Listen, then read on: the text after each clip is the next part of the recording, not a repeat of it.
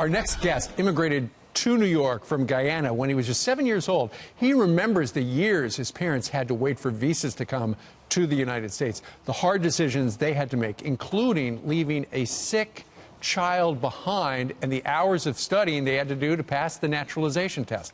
In a new op-ed, he explains why that experience shows him President Trump is right on immigration, writing, quote, "Today, if somebody hops the U.S. border and gives birth to a child, that child gets the exact same benefit that took my parents 8 years to achieve. That's a huge flaw in our immigration system." The author of that op-ed joins us right now. Neil Gouveia is a higher education fundraiser, and he joins us live in New York. Neil, good morning to you. Thank you. Thank you for having me here. What a story you've got.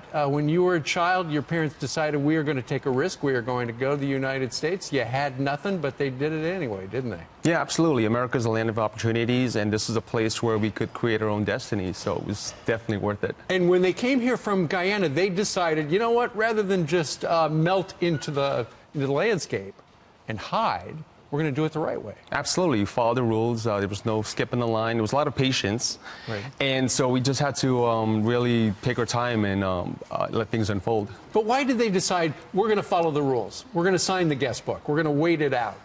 Because that was the only option. We wanted to be productive members of society. We came to assimilate, to integrate. We wanted to be members of the American culture.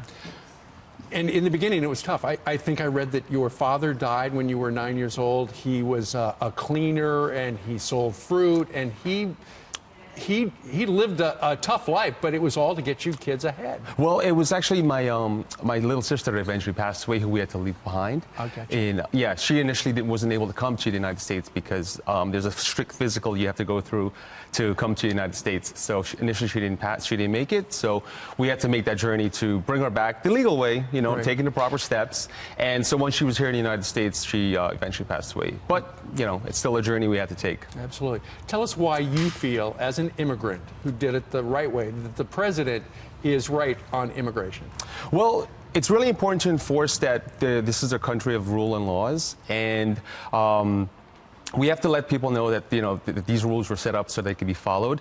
We, people like me and my family, we took the long way, but we had to be really patient about it. Mm-hmm. But this is the way to do it. There's no other way. And if you want to be productive members of society in this country, you have to just follow the guidelines. Mm-hmm. You live in New York City, and you have a conservative point of view. Where'd that come from? Well, this all happened in 2016 when I just started thinking of myself, looking through a different outlook, meeting other conservatives, and I realized that, you know, conservatives were now out to get me. They just had they don't want certain ideologies forced upon them. Right. And so through dialogue and exchange, I realized I actually have a lot in common with this group of people. Sure. You know, the U.S. Congress had a chance to do something in the past year on immigration reform. Obviously, you want more people to come to the United States legally, but right now the system's screwed up. Absolutely. I think what President Trump is suggesting is actually these are things that are already practiced in Australia and Canada. Merit-based immigration system where you invite people over who want to be part of, who want to embrace our ways of life, our values, which are very important. In addition to having skills that fit the society. You're proud to be an American, I can tell. Absolutely. Hardcore. All right. Well, it's great to make your acquaintance. Neil Gouveia, we thank you very much for joining us live. All right. Thank you so much. Thank you, Neil. All right.